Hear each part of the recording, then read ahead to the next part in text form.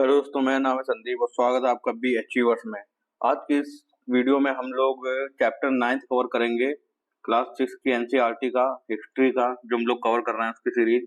तो इसका चैप्टर 9 आज हम लोग देखेंगे। ठीक है, तो इससे पहले से जितने भी हम लोग चैप्टर कवर करे हैं वो सारे आप रिवीजन करते हुए चल रहे होंगे। जो भी पॉइंट नोट करने वाले हैं आपने नोट किए होंगे और एक चैप्टर का दूसरे चैप्टर से आपको लिंक भी करते हुए चलना है। तो चलिए इस चैप्टर की शुरुआत करते हैं। सबसे पहले हम लोग ये पढ़ लेते हैं, बाजार में घूमती जगनी। ठीक है, एक जगनी नाम की कोई बच्ची है, ये बच्ची है जगनी। यह बाजार में घूमती जगनी, इसके बारे में बताया गया है। जगनी अपने गांव के मेले की आस लगाए बैठी थी। स्टील के चमकदार बर्तन, रंग बिरंगे प्लास्टिक की बाल्टियां, शोक रंगों के फूलों के प्रिंटों वाले कपड़े, चाबी से चलने वाले मजेदार खिलौने और उसे बहुत अच्छे लगते थे। इन चीजों को बेचने वाले दुकानदार बसों और ट्रकों पर आते थे और रात को अपना सामान समेट कर वापस चले जाते थे। जगनी को हैरानी होती थी कि ये लोग हमेशा इस तरह क्यों घूमते रहते हैं। उसकी माँ ने बताया कि वे लोग व्यापारी थे। वे चीजों को उन जगहों से खरीदते थे जहां ये बनाए जाते थे और फिर उन्हें मेलों में बेचते थे। तो इसके बारे में आगे हम लोग पढ़ते हैं। शुरुआत करते हैं व्यापार और व्यापारियों के बारे में जानकारी। तो इसके बारे में हम लोग को जानकारी मिलेगी और बहुत ही जो है बहुत सारी चीजें हम लोग को इसमें समझ में आएंगे। तो आपको पूरा ये चैप्टर कवर करना है इस वीडियो में। ठीक, तो ध्यान से आप लोग इसको सुनिएगा और जो पॉइंट करने वाले नोट होंगे, जो नोट करने वाले जो पॉइंट होंगे वो हम लोग नोट करते हुए चलेंगे। ठीक है, अध्याय 8 में तुमने उत्तर के काले पॉलिश वाले बर्तनों के बारे में पढ़ा है। ठीक है, पढ़ा है।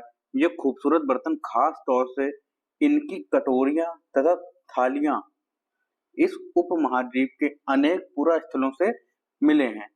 सवाल उठता है कि इन जगहों पर ये बर्तन कैसे पहुंचे होंगे। ऐसा अनुमान लगाया जाता है कि जहां ये बनते थे वहां से व्यापारी इन्हें ले जाकर अलग अलग जगहों पर बेचते थे। दक्षिण भारत सोना, मसाले, खास तौर पर काली मिर्च तथा कीमती पत्थरों के लिए प्रसिद्ध था। ये पॉइंट आपको ध्यान रखना है। दक्षिण भारत जो है वह सोना, मसाले और जो है काली मिर्च और कीमती पत्थरों के लिए पॉपुलर था। काली मिर्च की रोमन साम्राज्य में इतनी मांग थी कि इसे काले सोने के नाम से बुलाते थे। जो हमारा रोमन साम्राज्य है, जो हम लोग देखते हैं टर्की और जो रोमानिया का जो इलाका है, ठीक है, जो यूरोप में आता है, तो वह उधर वहां उस जगह पे एक रोमन साम्राज्य था। तो वहां पे जो है काली मिर्च की बहुत ज्यादा मांग थी। ठीक, तो उसे काला सोना कहते थे। ये पॉइंट भी आपको नोट कर लेना है। व्यापारी इन सामानों को समुद्री जहाजों और सड़कों के रास्ते रोम पहुंचाते थे। दक्षिण भारत में ऐसे अनेक रोमन सोने के सिक्के मिले हैं। कहाँ मिले हैं? दक्षिण भारत में मिले हैं रोमन सोने के सिक्के। ठीक, ये बात आपको ध्यान रखनी। इससे यह अंदाजा लगाया जाता है कि उन दिनों रोम के साथ बहुत अच्छा व्यापार चल रहा था। यानी कि रोम के साथ जो है बहुत ही अच्छा व्यापार हम लोग का चल रहा था। ठीक, उसके आगे हम लोग देखें। क्या तुम बता सकते हो कि ये सिक्के भारत कैसे और क्यों पहुंचे होंगे? ठीक, ये आपको इसके बारे में सोचना है। आगे हम लोग पढ़ते हैं। व्यापार से जुड़ी एक कविता के बारे में बताया गया। व्यापार के प्रमाण हमें संगम कविताओं में भी मिलते हैं। संगम कविताएं हम लोगों ने पिछली क्लास में कवर किया था, जो दक्षिण भारत में हुई थी। संगम जो कवि ने जो ग्रंथ लिखे थे उनको संगम कहा गया। तो संगम कविताएं हैं। नीचे लिखी कविता में पूर्वी समुद्र तट पर स्थित पुहार पुहार पत्तन पर लाए जाने वाले माल का वर्णन मिलता है। समुद्री जहाजों पर लाए गए तेज तर्रार घोड़े, गाड़ियों पर काली मिर्च की गठरियां, हिमालय से मिले रत्न और सोना, दक्षिण की पहाड़ियों से चंदन की लकड़ियां, दक्षिणी सागर के मोती और पूर्वी सागर के मूंगे, गंगा और कावेरी की फसलें। ठीक, जो हमारा जो गंगा का क्षेत्र है वहां की फसलें। ठीक, श्रीलंका से आए खाद्यान्न, म्यांमार के बने मिट्टी के बर्तन और दुर्लभ कीमती आयात। ठीक, कविता में उल्लिखित चीजों की एक सूची आपको बनानी है। क्या तुम बता सकते हो कि इन चीजों का उपयोग किस लिए किया जाता होगा? ठीक है, तो ये बच्चों के लिए है। आगे हम लोग देखते हैं। व्यापारियों ने कई समुद्री रास्ते खोज निकाले। इनमें से कुछ समुद्र के किनारे चलते थे, कुछ अरब सागर और बंगाल की खाड़ी पार करते थे। नाविक मानसूनी हवा का फायदा उठाकर, ठीक, मानसूनी हवा का फायदा उठाकर अपनी यात्रा जल्दी पूरी कर लेते थे। वे अफ्रीका या अरब के पूर्वी तट से इस उपमहाद्वीप के पश्चिमी तट पर पहुंचना चाहते थे, ठीक। तो जैसे कि हम लोग जानते हैं, ये हमारा भारत का जो उपमहाद्वीप है, यहाँ पे अरब सागर है, ठीक है। तो इसलिए ये जो है हमारा, ये पश्चिमी तट है इधर पे, ठीक। ये हो गया पूर्वी तट, ये हो गया पश्चिमी तट, ठीक। तो यहाँ पे पहुंचना चाहते थे, ठीक है। अफ्रीका से इस तरफ अफ्रीका है, तो यहाँ पे ये हमारा भारत का, ठीक।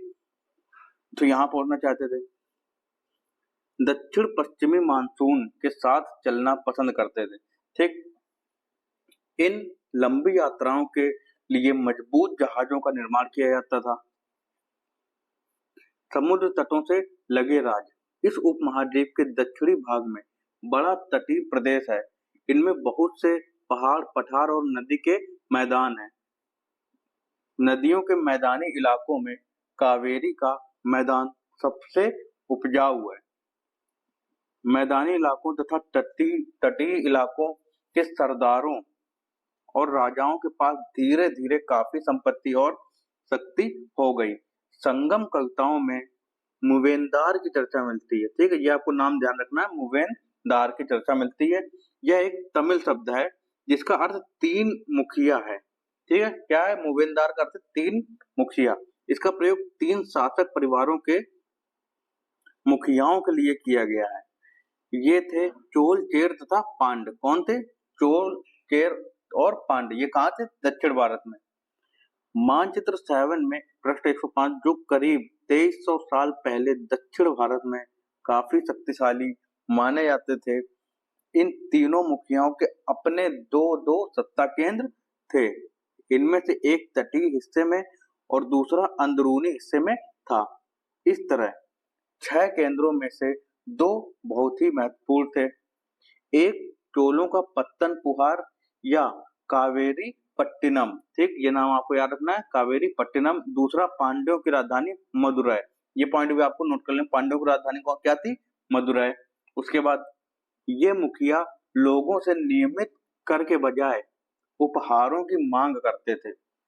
कभी कभी ये सैनिक अभियानों पर भी निकल पड़ते थे और आसपास के इलाकों से शुल्क वसूल कर लाते थे, ठीक है। शुल्क वसूल करके लाते थे आसपास के इलाकों से। इनमें से कुछ धन वे अपने पास रख लेते थे, बाकी अपने समर्थकों, नाते रिश्तेदारों, सिपाहियों तथा कवियों के बीच बांट देते थे।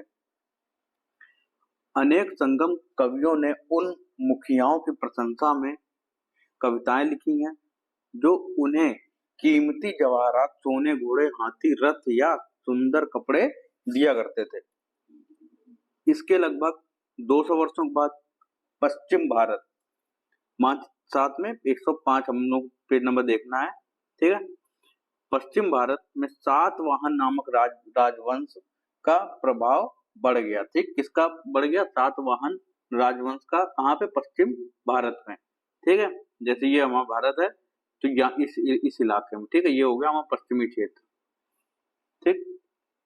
सातवाहनों का सबसे प्रमुख राजा गौतमी पुत्र श्री सातकर्णी था, ठीक। सातवाहन का जो प्रमुख राजा था वह था गौतमी पुत्र श्री सातकर्णी, ठीक। जो गौतमी पुत्र है, मतलब माताओं का नाम ये लोग अपने नाम के आगे माता का नाम जो है लगाते थे, ठीक। इसलिए गौतमी पुत्र श्री सातकर्णी था। उसके बारे में हमें उसकी माँ गौतमी बलश्री द्वारा दान किए गए एक अभिलेख से पता चलता है। वह और अन्य सभी सातवाहन शासक दक्षिणापथ के स्वामी कहे जाते थे। दक्षिणापथ का शाब्दिक अर्थ दक्षिण की ओर जाने वाला रास्ता है। ये आपको ध्यान रखना, दक्षिणापथ का मतलब दक्षिण की ओर जाने वाला रास्ता होता है। पूरे दक्षिणी क्षेत्र के लिए भी यही नाम प्रचलित था। श्री सातकर्णी ने पूर्वी, पश्चिमी तथा दक्षिणी तटों पर अपनी सेनाएं भेजी, ठीक है। तो ये हो गया हमारा पूर्वी इलाका, ये हो गया पश्चिमी और ये हो गया हमारा दक्षिणी इलाका, ठीक। तो यहाँ पे इन तीनों जगहों पर अपनी सेनाएं भेजी। क्या तुम बता सकती हो कि सातकर्णी तटों पर नियंत्रण क्यों करना चाहते थे? ठीक, तो ये आपको ध्यान रखना है कि तटों से जो है ज्यादातर व्यापार होता था इसलिए ही जो है नियंत्रण रखना चाहते थे ताकि व्यापार उनके अंडर में आ सके। रेशम मार्ग की कहानी, कीमती चमकीले रंग और चिकनी मुलायम बनावट की वजह से रेशमी कपड़े अधिकांश समाज में बहुमूल्य माने जाते थे। रेशमी कपड़ा तैयार करना एक जटिल प्रक्रिया है। रेशम के कीड़े से कच्चा रेशम निकालकर सूत कताई होती है और फिर उससे कपड़ा बुना जाता है। रेशम बनाने की तकनीक का आविष्कार सबसे पहले चीन में करीब 7000 साल पहले हुआ था। ये आपको पॉइंट याद रखना है। जो रेशम बनाने की जो तकनीक है, जो टेक्नोलॉजी है, उसका जो आविष्कार है वो सबसे पहले कहाँ हुआ था? चीन में हुआ, 7000 साल पहले। इस तकनीक को उन्होंने हजारों साल तक बाकी दुनिया से छुपाए रखा, ठीक। पर चीन से पैदल, घोड़ों या ऊंटों पर कुछ लोग दूर दूर की जगहों पर जाते थे और अपने साथ रेशमी कपड़े भी ले जाते थे। जिस रास्ते से ये लोग यात्रा करते थे वह रेशम मार्ग यानी कि सिल्क रूट के नाम से प्रसिद्ध हो गया। ये पॉइंट आपको ध्यान रखना है, ठीक। ये पॉइंट आपको नोट कर लेना है कि जो पैदल, घोड़ों और या ऊंटों से जो लोग दूर दूर तक जाते थे, रेशमी कपड़े ले जाते थे, उसी को जो है रेशम मार्ग या सिल्क रूट हम लोग आज भी कहते हैं। उसके बाद कभी कभी चीन के शासक ईरान और पश्चिमी एशिया के शासकों को उपहार के तौर पर रेशमी कपड़े भेजते थे, ठीक। यहाँ से रेशम के बारे में जानकारी और भी पश्चिम की ओर फैल गई। करीब 2000 साल पहले रोम के शासकों और धनी लोगों के बीच रेशमी कपड़े पहनना एक फैशन बन गया, ठीक। रोम के शासक और धनी लोगों के बीच में, ठीक है। इसकी कीमत बहुत ही ज्यादा होती थी क्योंकि चीन से इसे लाने में दुर्गम पहाड़ी और रेगिस्तानी रास्तों से होकर जाना पड़ता था। यही नहीं, रास्ते के आसपास रहने वाले लोग व्यापारियों से यात्रा शुल्क भी मांगते थे। ये हम लोगों को देखना है 76 और 77 में, ठीक। ये हम लोगों ने देखा भी है पहले, देखने की जरूरत है नहीं। इसमें सिल्क रूट तथा उसकी शाखाओं को दिखाया गया है जो हम लोगों ने 76 पेज नंबर देखा था। कुछ शासक इसके बड़े बड़े हिस्सों पर अपना नियंत्रण करना चाहते थे, ठीक। तो जो मानचित्र जो हम लोगों ने देखे हैं उसका आपको स्क्रीनशॉट लेके अपने पास रखना है, क्योंकि इस रास्ते पर यात्रा कर रहे व्यापारियों से उन्हें कर, शुल्क तथा तोहफों के जरिए लाभ मिलता था।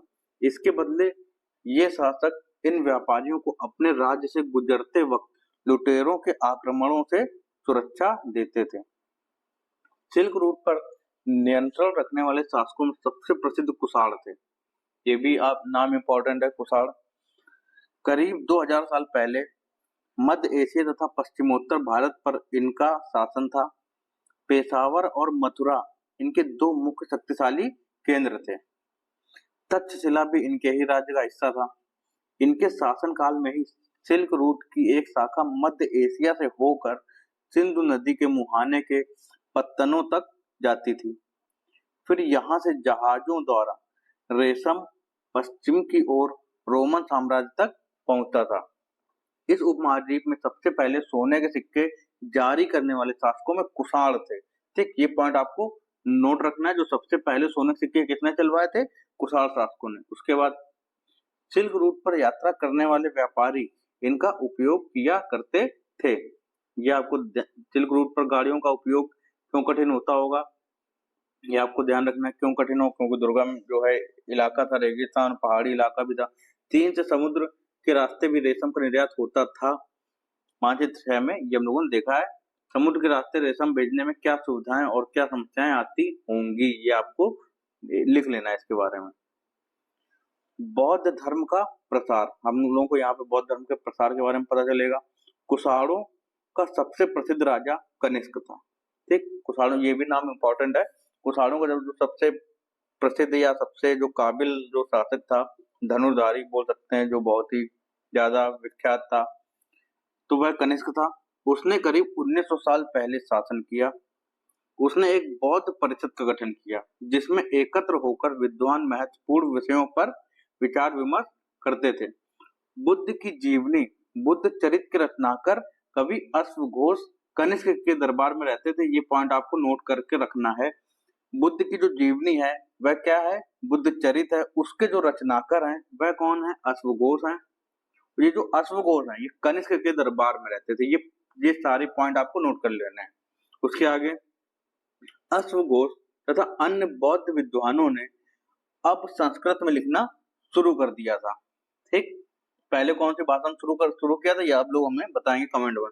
उसके आगे इस समय बौद्ध धर्म की एक नई धारा महायान का विकास हुआ। ठीक, किस समय, इस कनिष्क के समय में महायान। ठीक, आपको पता है कि दो जो है धाराएं बट गई थी, एक हीनयान में, एक थी महायान। तो महायान का विकास हुआ। इसकी दो मुख्य विशेषताएं थी। पहले, मूर्तियों में बुद्ध की उपस्थिति सिर्फ कुछ संकेतों के माध्यम से दर्शाई जाती थी।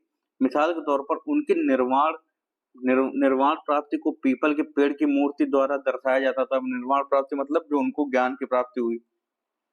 उसके बाद अब बुद्ध की प्रतिमाएं बनाई जाने लगी। इनमें से अधिकांश मथुरा में तो कुछ तक्षशिला में बनाई जाने लगी। ये पॉइंट भी आपको नोट कर लेना है। दूसरा परिवर्तन बोधिसत्व में आस्था को लेकर आया। बोधिसत्व उन्हें कहते हैं जो ज्ञान प्राप्ति के बाद एकांतवास करते हुए ध्यान साधना कर सकते थे। ठीक, ये पॉइंट आपको नोट कर लेना है, बोधिसत्व किन्हें कहते हैं। ठीक, कुछ छोटी छोटी चीजें होती है जो शब्द हम लोगों को नहीं पता होते हैं। उसके आगे हम लोग देखें, लेकिन ऐसा करने के बजाय वे लोगों को शिक्षा देने और मदद करने के लिए सांसारिक परिवेश में ही रहना ठीक समझने लगे। धीरे धीरे बोधिसत्व की पूजा काफी लोकप्रिय हो गई और पूरे मध्य एशिया, चीन और बाद में कोरिया तथा जापान तक भी फैल गई। बौद्ध धर्म का प्रसार पश्चिमी और दक्षिणी भारत में हुआ, जहां बौद्ध भिक्षुओं के रहने के लिए पहाड़ों में दर्जनों गुफाएं खोदी गईं। उसके बाद हम लोग इस चित्र के बारे में देख लेते हैं। सांची के स्तूप का एक मूर्ति चित्र। यहाँ इस वृक्ष और उसके नीचे के खाली आसन को देखो। ठीक है, उसके नीचे का हमें खाली आसन को देखना है। ये वृक्ष है, ये जो आसन है ये पूरा जो है खाली है। ठीक, मूर्तिकारों ने यह बताने के लिए कि खुदाई करके यह मूर्ति बनाई कि बुद्ध को ज्ञान की प्राप्ति इसी वृक्ष के नीचे बैठकर ध्यान करते हुए हुई। ठीक, तो ये जो है खाली आसन यहाँ पे दिखाया गया। उसके आगे देखें तो ये हमने यहाँ से जहां तक पढ़ा था दर्जनों गुफाएं खोदी गई। इसके आगे देखते हैं, इनमें से कुछ गुफाएं राजा और रानियों के आदेश पर बनाई गई तो कुछ व्यापारियों तथा कृषकों द्वारा। इनमें से ज्यादातर गुफाएं पश्चिमी घाट के दर्रों के पास बनाई गई। ये जो हमने देखा था ना भारत, ये हमारा पश्चिमी घाट था, तो यहाँ पश्चिमी घाट में दर्रे हैं कुछ। ठीक है, ऐसे तो यहाँ पे गुफाएं पाई गई हैं। ठीक, पास बनाई गई तथा दक्कन के शहरों और तटों के समृद्ध बंदरगाहों और इन्हें जोड़ने वाली सड़कें भी इन्हीं दर्रों से होकर गुजरती थी। ऐसा लगता है कि यात्रा करने वाले व्यापारी इन गुफाओं वाले मठों में विश्राम के लिए रुकते थे। ठीक, जो गुफाएं बनाई गई थी तो उनको किस लिए यूज करते थे, विश्राम के लिए यूज करते थे। तो ये भी आपको पॉइंट ध्यान रखना है। बौद्ध धर्म दक्षिण पूर्व की ओर श्रीलंका, म्यांमार, थाईलैंड तथा इंडोनेशिया सहित दक्षिण पूर्व एशिया के अन्य भागों में भी फैला। ठीक, तो ये जो हमारा दक्षिण पूर्व का एरिया कौन सा है, इस तरफ जो हमारे जो कंट्री आ जाते हैं, जैसे म्यांमार है, थाईलैंड है, लाओस है, कंबोडिया है, वियतनाम है, इस तरह की कंट्री। ठीक, तो ये हमारी आती है दक्षिण पूर्व एशिया के अंतर्गत। ठीक, इंडोनेशिया आ जाती, मलेशिया। ठीक है, ये सारे, सिंगापुर। उसके बाद हम लोग देखें, बाएं में मथुरा में बनी बुद्ध की एक प्रतिमा का चित्र है। ये जो चित्र बना है ये मथुरा में बना हुआ है। ठीक, दाएं में तक्षशिला में बनी बुद्ध की प्रतिमा का चित्र है। ये जो चित्र है ये बुद्ध की प्रतिमा का चित्र, ये जो है तक्षशिला में मिला है। इन चित्रों को देखकर बताओ कि इनके बीच क्या क्या समानताएं और क्या क्या भिन्नताएं, ये आपको देख लेना है। समानताएं और भिन्नताएं आपको देख लेना है। इसको देख सकते हैं कि ये खड़ी मुद्रा में है, तो ये ध्यान की मुद्रा में बैठे हुए हैं, लेकिन जो हाथों का जो वो है ध्यान करने की जो कला है वो एक जैसी है। ठीक है, इसमें हम लोग देख सकते हैं कि इसमें आवा मंडल भी बना हुआ है। उसके आगे अगर देखें, थेरवाद नामक बौद्ध धर्म का आरंभिक रूप इन क्षेत्रों में कहीं अधिक प्रचलित था। ठीक, किन क्षेत्रों में? अभी हम लोगों ने देखा, ये दक्षिण पूर्व के जो दक्षिण पूर्व एशिया के जो कंट्री हैं वहां पे। ठीक, उसके आगे हम लोग देखें, थेरवाद एक बौद्ध धर्म का एक रूप है जो इन क्षेत्रों में अधिक प्रचलित था। प्रश्न नंबर 100 को एक बार फिर पढ़ो। कौन सा है प्रश्न नंबर 100? ये तो 96 है। उसके बाद हम लोग 96 के बाद सीधे 100 पे तो अभी जाएंगे नहीं, पहले इसको पढ़ लेते हैं, उसके बाद पढ़ते हैं। क्या तुम बता सकते हो कि बौद्ध धर्म इन इलाकों में कैसे फैला होगा? तीर्थ यात्रियों की जिज्ञासा, व्यापारी काफिलों में तथा जहाजों पर दूर दूर जाया करते थे। बहुत से तीर्थ यात्री भी उनके साथ यात्रा पर निकल पड़ते थे। ठीक, तो तीर्थ यात्री वे स्त्री पुरुष होते हैं जो प्रार्थना के लिए पवित्र स्थानों की यात्रा किया करते हैं। ठीक, हम लोग देखते हैं तीर्थ यात्रा आज भी हम लोग जाते हैं कहीं पे भी, तो वह क्या होते हैं, तीर्थ यात्री कहाँ पे जाते हैं? पवित्र स्थानों पर प्रार्थना करने के लिए जाते हैं। ठीक, इसी तरह भारत की यात्रा पर आया चीनी बौद्ध तीर्थ यात्री फा सियन, ठीक, ये आपको नाम याद रखना है, काफी प्रसिद्ध है। वह करीब 1600 साल पहले आया। स्वान सांग जो है, स्वान सांग 1400 साल पहले आया। उसके करीब 50 साल बाद इत्सिंग आया। ठीक, तो ये सीक्वेंस भी आपको याद रखना है। पहले कौन आया? फा सियन, उसके बाद स्वान सांग, उसके बाद इत्सिंग। ठीक, उसके बाद हम लोग देखते हैं जो हम लोग बोलते हैं ना, फायान, होएनसांग और इत्सिंग, वो यही हैं। उसके बाद वे सब बुद्ध, यानी जो हम लोग अध्याय 6 में पढ़ा, के जीवन से जुड़ी जगहों और प्रसिद्ध मठों को देखने के लिए भारत आए थे। इनमें से प्रत्येक तीर्थयात्री ने अपनी यात्रा का वर्णन लिखा है। इन्होंने अपनी यात्रा के दौरान आई मुश्किलों के बारे में भी लिखा। इन यात्राओं में कई वर्ष लग जाया करते थे। जिन देशों और मठों को उन्होंने देखा उनके बारे में उन्होंने लिखा, और उन किताबों के बारे में भी उन्होंने लिखा जिन्हें वे अपने साथ ले गए थे। उसके आगे हम लोग देखते हैं, फायान यानी फा सियन चीन वापस कैसे लौटा, इसके बारे में पढ़ते हैं। फा सियन ने अपने घर चीन वापस लौटने के लिए अपनी यात्रा बंगाल से शुरू की। वह व्यापारियों के लिए एक जहाज पर चढ़ा। मुश्किल से वे 2 दिन ही चल पाए थे कि एक समुद्री तूफान में फंस गए। व्यापारी अपने जहाज को डूबने से बचाने के लिए उसमें से अपने माल को फेंककर जहाज को हल्का करने की कोशिश करने लगे। जहाज भारी हो गया होगा सामान से, तो फंस गया। तो उन लोगों ने क्या किया, सामान जो भी था जहाज में एक्स्ट्रा, उसको फेंकने लगे ताकि जो है जहाज आराम से चल सके। तो फा सियन ने भी अपने सामान को तो फेंक दिया, पर अपनी उन पांडुलिपियों और बुद्ध की मूर्तियों को नहीं फेंका जिन्हें उसने अपनी भारत यात्रा के दौरान संकलित की थी, यानी कि जो इकट्ठा की थी। अंततः 13 दिनों के बाद आंधी रुकी। उसने समुद्र का वर्णन इस प्रकार किया है। समुद्र असीम है। सूर्य, चांद तथा या तारों की गति को देखे बिना यह पता लगा पाना असंभव है कि पूर्व किधर है या पश्चिम किस दिशा में है। अगर बरसात और अंधेरा हो तो जहाज को हवा के रुख में ले जाने के अलावा और कोई चारा नहीं। जावा पहुंचने में उसे 90 दिन से भी ज्यादा समय लगे। जो हम लोग देखते हैं, जो जावा है, जावा, सुमात्रा, ये सब क्या है, इंडोनेशिया के वो हैं, द्वीप हैं। ठीक, तो ये जावा तो इंडोनेशिया में आता है हमारा ये जावा, ये आपको ध्यान रखना है। 90 दिन से भी ज्यादा लगे। वहां वह 5 महीने के लिए रुका। इसके बाद दूसरे व्यापारी जहाज में चढ़कर वह चीन पहुंचा, यानी कि पहले वह जावा गया, उसके बाद फिर वो नॉर्थ की ओर गया, यानी कि जो जावा है हमारा वह दक्षिण पूर्व की ओर है, दक्षिण पूर्व की ओर। जो चीन हमारा है उत्तर पूर्व की ओर, उसकी दिशा है। तो पहले वो नीचे की ओर गया, फिर गया ऊपर की ओर तूफान के कारण। उसके आगे हम लोग देखें, स्वान सांग भूमार्ग से उत्तर पश्चिम और मध्य एशिया होकर चीन वापस लौटा। ठीक, उसने सोने, चांदी और चंदन की लकड़ी की बनी बुद्ध की मूर्तियां तथा 600 से भी ज्यादा पांडुलिपियां एकत्र की थी।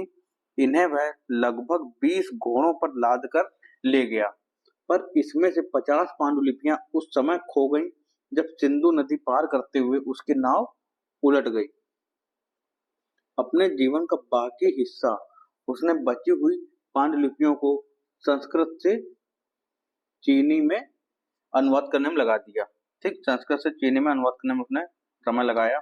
उसके बाद हम लोग देखें नालंदा शिक्षा एक विशिष्ट केंद्र। ठीक, हम लोग जानते हैं नालंदा एक बहुत ही विशिष्ट केंद्र था, बहुत ही प्रसिद्ध था, आज भी प्रसिद्ध है। ह्वेन-त्सांग तथा अन्य तीर्थ यात्रियों ने, यानी ह्वेन-त्सांग तथा अन्य तीर्थ यात्रियों ने उस समय के सबसे प्रसिद्ध बौद्ध विद्या केंद्र नालंदा, ठीक, ये सबसे प्रसिद्ध बौद्ध विद्या केंद्र नालंदा, यानी कि जो नालंदा कहाँ है, बिहार में है, में अध्ययन किया। किसने किया? ह्वेन-त्सांग और अन्य जो तीर्थ यात्री थे। उसने नालंदा के बारे में इस प्रकार लिखा है। क्या लिखा है?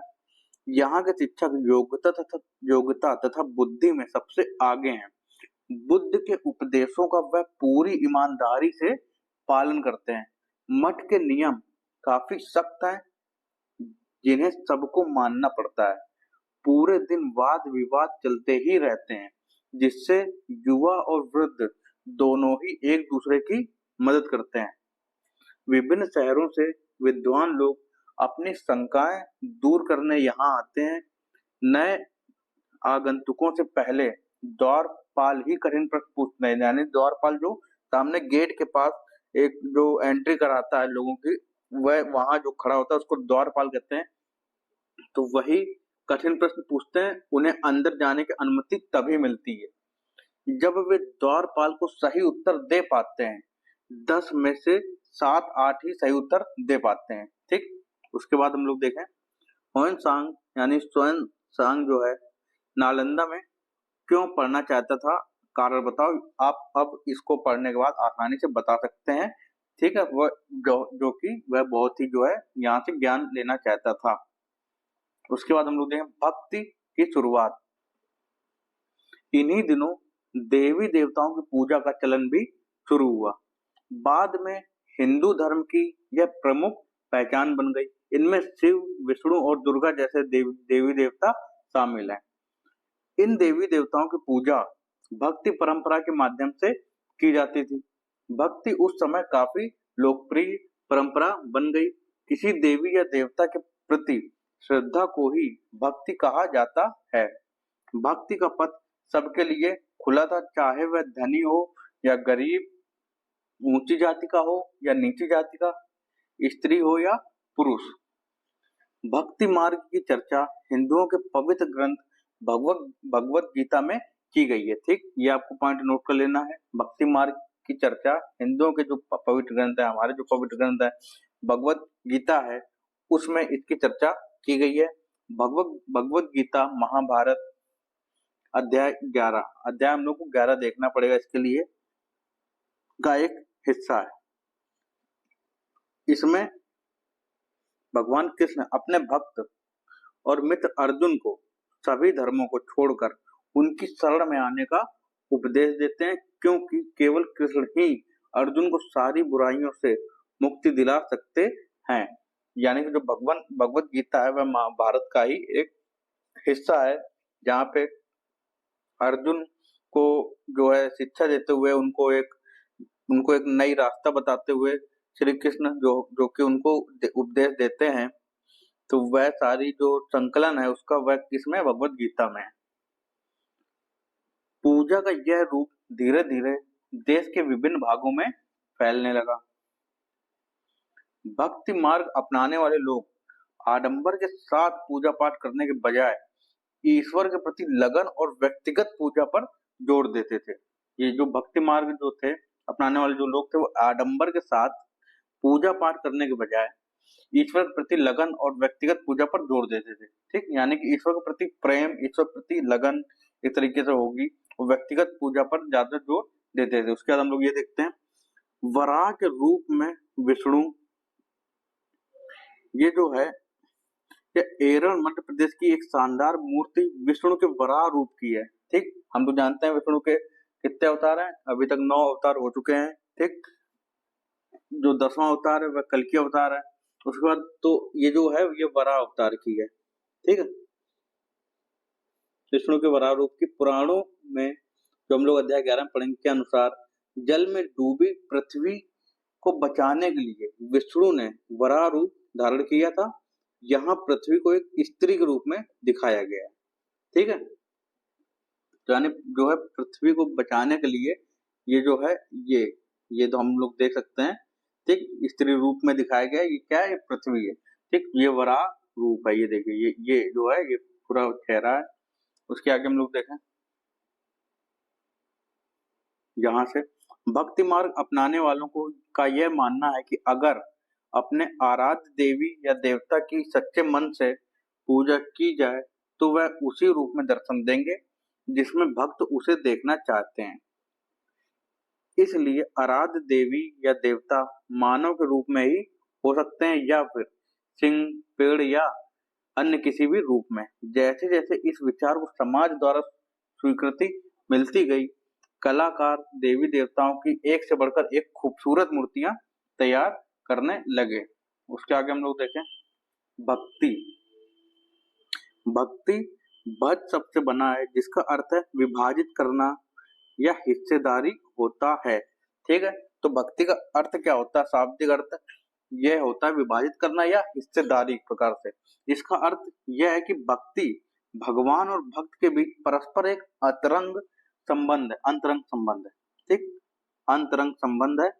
भक्ति भगवत या भगवान के प्रति झुकाव है। भगवत का एक अर्थ यह भी है जो अपने ऐश्वर्य तथा सुख को भक्तों के साथ बांटता है, यानी भक्त या भागवत अपने देवी देवता के भाग को का हिस्सेदार होता है। ठीक, उसके आगे हम लोग एक भक्त द्वारा लिखी गई एक कविता है। यहाँ पे कविता लिखी गई है एक भक्त के द्वारा, वो पढ़ते हैं। अधिकांश भक्ति साहित्य में हमें यही बताते हैं कि धन, ऐश्वर्य या ऊंचे पद के जरिए कभी ईश्वर से आत्मीयता नहीं बन सकती। करीब 1400 साल पहले शिव भक्त अप्पार द्वारा, शिव भक्त कौन, अप्पार, ये भी नाम आपको याद रखना है, द्वारा तमिल में लिखी एक कविता का यह एक अंश है। अप्पार एक विल्लाल था। ठीक, हम लोगों ने अध्याय 8 में देखा है।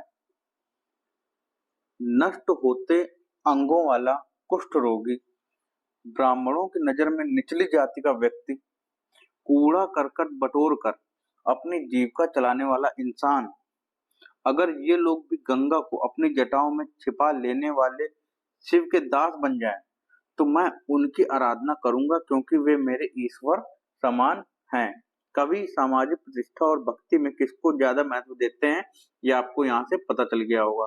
उसके आगे हम लोग देखते हैं, देवी देवताओं का विशेष सम्मान होता था, इसलिए विशेष जगहों पर ही इनकी मूर्तियों को रखा जाता था। इन स्थानों को ही मंदिर कहते हैं। अध्याय 11 में तुम इन मंदिरों के बारे में पढ़ोगी। ठीक, तो अध्याय 11 में हम लोग इसके बारे में पढ़ेंगे। उसके आगे भक्ति परंपरा ने चित्रकला, शिल्पकला और स्थापत्य कला के माध्यम से अभिव्यक्ति की प्रेरणा दी है। ठीक, उसके बाद हिंदू। हिंदू शब्द इंडिया शब्द की तरह ही सिंधु या इंडस से निकला है। ये पॉइंट आपको नोट कर लेना है, ध्यान रखना है पूरा। ठीक, यह शब्द अरबों तथा ईरानियों द्वारा उन लोगों के लिए उपयोग किया जाता था जो सिंधु नदी के पूर्व में रहते थे। यही शब्द उनके धार्मिक विश्वास तथा सांस्कृतिक परंपराओं के लिए भी प्रयुक्त होता था। उसके आगे हम लोग देखें अन्यत्र। इसके अलावा कुछ जो अन्य जो जानकारी होती है वह अन्यत्र में हमें देखने को मिल जाता है। करीब 2000 साल पहले पश्चिमी एशिया में ईसाई धर्म का उदय हुआ। ईसा मसीह का जन्म बेथलेहम में हुआ था। कहाँ हुआ था? बेथलेहम में। ठीक, ये पॉइंट आपको नोट कर लेना है। उस समय रोमन साम्राज्य का हिस्सा था बेथलेहम। ईसा मसीह ने स्वयं को इस संसार का उद्धारक बताया। उन्होंने दूसरों को प्यार दूसरों को प्यार देने और उसी तरह दूसरों पर विश्वास करने का उपदेश दिया। जिस तरह हर व्यक्ति दूसरों से प्यार और विश्वास की उम्मीद करता है और बाइबल में ईसा मसीह के उपदेश की बातें लिखी हैं, यहाँ इसका एक अंश दिया गया है। धन्य है वे लोग जो धर्म और न्याय के लिए भूखे प्यासे रहते हैं, उनकी कामनाएं पूरी होंगी। जो दयालु हैं वे धन्य हैं, क्योंकि उन्हें दया मिलेगी। धन्य है वे जो दिल से पवित्र हैं, क्योंकि वे ईश्वर के दर्शन कर सकेंगे। धन्य है वे जो शांति स्थापित करते हैं, वही ईश्वर की संतान कहलाएंगे। ईसा मसीह के उपदेश साधारण लोगों को बहुत पसंद आए। धीरे धीरे यह पश्चिमी एशिया, अफ्रीका तथा यूरोप में फैल गए। ईसा मसीह की मृत्यु के 100 सालों के अंदर ही भारतीय उपमहाद्वीप के पश्चिमी तट पर पहले ईसाई धर्म प्रचारक पश्चिमी एशिया से आए। ये पॉइंट भी आपको ध्यान रखना है। मानचित्र 6 में क्षेत्र 77 हम लोगों ने देखा है। पता लगाओ कि किस रास्ते से ईसाई धर्म प्रचारक भारत आए होंगे। ये हम लोग उस मानचित्र में आपको देखना है और उसमें पता लगाना है। केरल के ईसाइयों को सीरियाई ईसाई कहा जाता है, ये आपको ध्यान रखना है। ये पॉइंट, केरल के ईसाइयों को सीरियाई ईसाई कहा जाता है, क्योंकि संभवतः वे पश्चिम एशिया से आए थे। वे विश्व के सबसे पुराने ईसाइयों में से हैं। ठीक, तो ये चैप्टर हुआ हमारा कंप्लीट। कुछ उपयोगी शब्द: व्यापारी, मुवेंदार, रास्ता, रेशम, कुषाण, महायान, बोधिसत्व, थेरवाद, तीर्थयात्री, भक्ति, इन सब चीजों के बारे में हमने जानकारी ले ली है। ये कुछ चीजें हैं, एक्सरसाइज हैं, ये आपको करके देख लेनी है। जिनको आंसर राइटिंग करना है वो यहाँ से कर सकते हैं। इन क्वेश्चन को करके प्रैक्टिस कर सकते हैं। ठीक, तो ये चैप्टर हुआ हमारा कंप्लीट। अगले वीडियो में अगला चैप्टर शुरुआत करेंगे। तब तक के लिए धन्यवाद।